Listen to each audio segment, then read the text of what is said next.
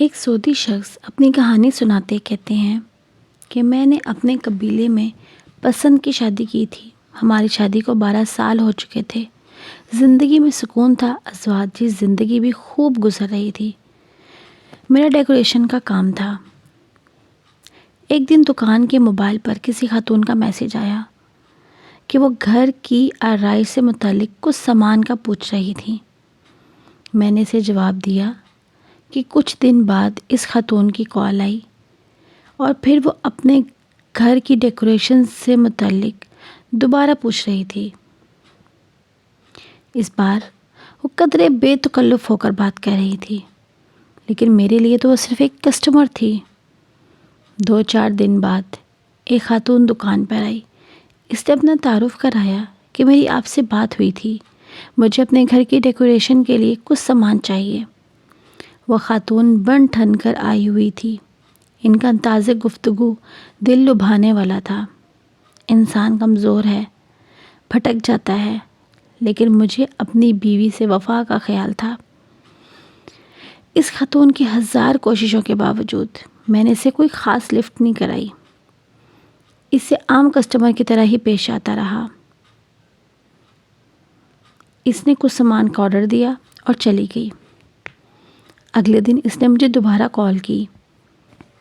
اب وہ مجھ سے گھر کے سامان کے علاوہ بھی مشورے مانگ رہی تھی کہ فلاں کمپنی کے پرس کیسے ہیں، میں اپنی فلاں گاڑی خرید رہی ہوں، اس گاڑی سے متعلق آپ کی کیا رائے ہے، گھومنے کے لیے کون سی جگہ اچھی ہے، مالدیپ، ترکی یا پھر یورپ۔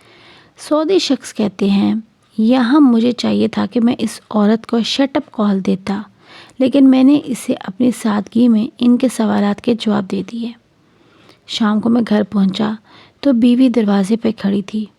اس کے ہاتھ میں بریف کیس اور ساز و سامان تھا۔ میں نے اسے پوچھا کہ یہ سب کیا ہے؟ وہ میرے منہ پہ چیخنا شروع ہوگی کہ گندے انسان، معصوم بننے کی کوشش مت کرو، مجھے سب کچھ پتہ چل چکا ہے۔ کاروبار کے بہانے تم کیا گل کھلا رہے ہو؟ اتنے میں اس نے اپنا موبائل کھولا، اس خاتون کے میسیجز اور کال ریکارڈ وغیرہ میرے سامنے رکھ دیے۔ یہ دیکھ لو، مجھے تم پہ شک تھا، خدا کا شکر ہے آج تم پکڑے گئے۔ تمہاری اصلیت اور بدبودار چہرہ میرے سامنے آ گیا۔ وہ لڑکی جو دکان پر آئی تھی وہ اور کوئی نہیں، میری سہیلی تھی۔ اسے میں نے بھیجا تھا تاکہ تیری اصلیت مجھ پر آشکار ہو۔ اب تم بے نقاب ہو چکے ہو۔ مجھے ابھی اور اسی وقت طلاق دو۔ وہ شخص کہتے ہیں کہ میرے پیروں تلے تو زمین نکل گئی۔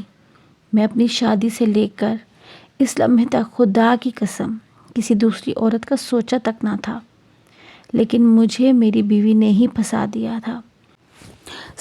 مائی یوٹیوب فیملی، آج کی ویڈیو تھوڑی چھوٹی تھی، تو انشاءاللہ نیکسٹ ویڈیو میں اس کا پارٹ 2 سنائیں گے۔ ویڈیو اچھی لگی تو اس کو لائک کیجئے۔ اللہ حافظ، بائے بائے۔